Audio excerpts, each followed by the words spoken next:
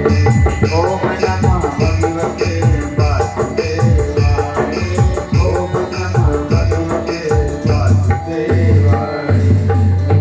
बोले बांके बिहारी लाल की जय। राधे राधे सरकार की जय। राधे राधे।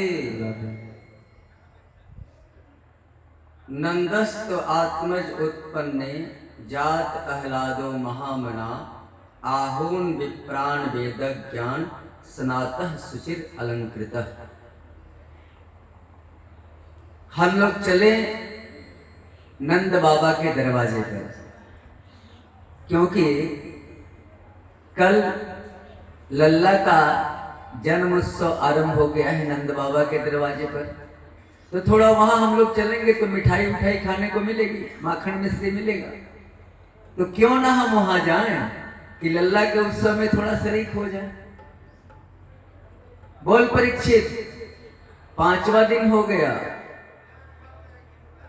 तूने अभी तक जल भी नहीं ग्रहण किया। थोड़ा सा कम से कम जल तो पी ले। अरे अन्न नहीं खाएगा कोई बात नहीं, शरीर को रखने के लिए जल तो पी ले। तो बड़ा सुंदर उत्तर दिया परीक्षित ने, बाबा अब अन्न और जल की बात क्या करता बाबा, अब तो उधर मेरा ध्यान ही नहीं जा रहा है। अब तो बस इस पिंजड़े को 2 दिन और रखना है बाबा, और जिसे पता हो जाए कि ये पिंजड़ा अब 2 दिन के लिए है, तो अब क्या अन्न जल की बात करेगा कोई। तो बाबा आप मेरे अन्न जल की चिंता मत कर, तू तो इतना सुंदर रस पिला रहा है बाबा, भागवत कथा अमृत, भागवत का जो रस पिला रहा है बाबा। बोल, जिसको ये रस मिल जाए क्या उसको भूख और प्यास लगेगी। बोल बाबा, बाबा तू कथा सुना। प्रभु जब नंद बाबा के यहां प्रकट हो गए हैं, प्रभु का उत्सव मन रहा है, चलो हमें उत्सव की कथा सुनाओ। मेरे खाने पीने की चिंता मत कर बाबा, तू कथा सुना, क्योंकि बस अब 2 दिन इस पिंजड़ा में रहना है। सुखदेव बाबा प्रसन्न हो गए कि मेरा जादू परीक्षित पर काम कर गया, अब इसका उद्धार निश्चित हो जाएगा, क्योंकि इसके अंदर अब कोई इच्छा रही नहीं, खाने पीने की कोई इच्छा नहीं। कहते हैं सुखदेव बाबा, सुन परीक्षित, कथा जो हमारे पिताजी वेद व्यास ने लिखी, इसमें 18 श्लोक में नंद उत्सव का वर्णन किया व्यास जी, 18 श्लोक। लेकिन ये 18 श्लोक 18,000 श्लोक के बराबर है। इतना रस 18 श्लोक में भर दिया, इतना रस भर दिया कि 18 श्लोक बराबर भागवत का 18,000 श्लोक। इस 18 श्लोक में केवल रस ही रस है। सुन, मैं तुझे उस रस में डुबकी लगवा रहा हूं, रसपान करा रहा हूं। हाँ बाबा, रसपान करा। अरे परीक्षित, नंद बाबा के दरवाजे पर उत्सव जो मन रही थी ना, सारे ब्राह्मण लोग आए थे। सारे ब्राह्मणों को नंद बाबा ने 2 लाख गायों का दान किया। नंद बाबा के पास अकेले 9 लाख गैया थी, 9 लाख। 2 लाख गायों का दान किया और 7 विशाल अनाज के भंडार, ढेर, पहाड़ जैसा ढेर अनाज का। मतलब इधर कोई खड़ा हो जाए तो उधर दिखाई न पड़े, इतना बड़ा बड़ा 7 पहाड़ जैसा ढेर अनाज का दान किया। इसके बाद ब्राह्मणों ने जातकर्म संस्कार करवाई, विधिवत पूजा हुआ।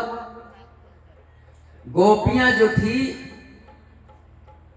वो 84 गज के लहंगे पहन के कान्हा के जन्म उत्सव में भाग ले रही हैं। और सारी गोपियां कान्हा पालने में सोए हुए हैं। वो पालना डुला रही है, हिला रही है और यही कह रही है क्या कि मेरी सारी उम्र लल्ला को लग जाए कि लल्ला हजारों बरस जिए और हमारे ब्रज की रक्षा करे।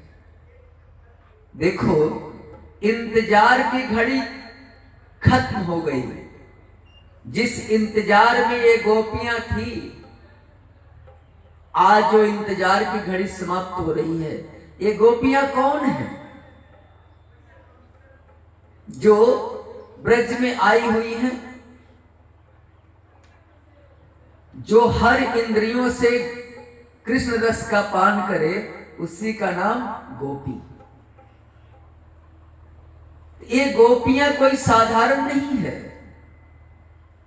ये सारी गोपियां सिद्ध महात्मा हैं, ऋषि हैं, संत हैं, कुछ मिथिला की नारियां हैं,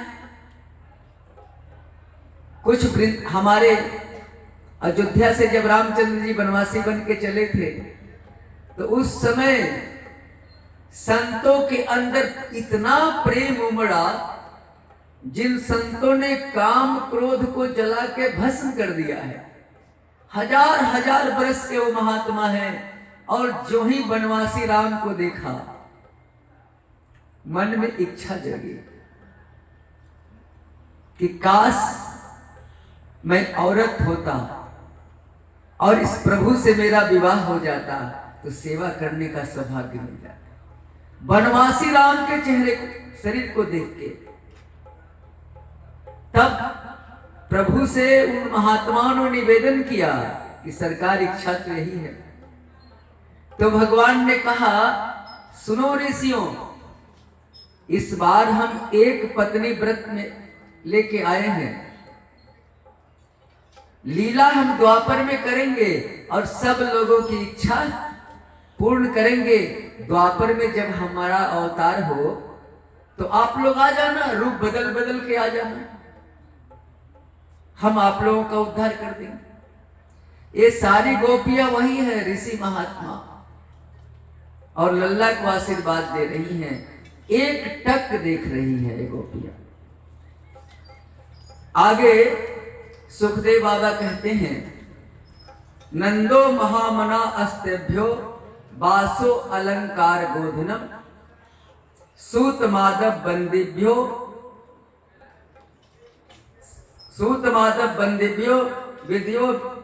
विधोपजीवन।